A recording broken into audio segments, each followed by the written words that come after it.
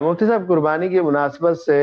یہ کہ جو جانور ہے آیا اس کا ہر جو حلال جانور ہے، بکرا ہے، بیل ہے، گائے ہے، بکری ہے، ہر جز حلال ہے، یا اس کی کوئی مخصوص اجزاء بھی ہیں کوئی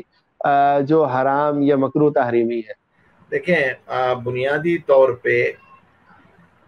7 جانوروں کے اندر جو 7 چیزیں حلال جانوروں میں حرام ہیں: بہتا خون،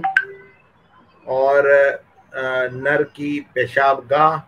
یا مادہ جانور کی پیشاب گاہ، اس کے پورے غدود، مثانہ اور پتا، اور البتہ ہاں، اوجڑی صاف کر لی جائے تو اوجڑی میں کوئی اشکال نہیں ہے، اوجڑی کھائی جا سکتی ہے۔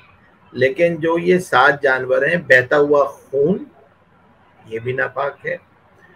نر جانور کی پیشاب گاہ، کپورے، مادہ کی پیشاب گاہ، غدود، مثانہ، پتا، تو اس سے بچنا چاہیے۔ یہ حرام ہے، یہ جانوروں کی چیزیں کھانا یہ حرام ہے، اس سے ہمیں احتیاط کرنی چاہیے۔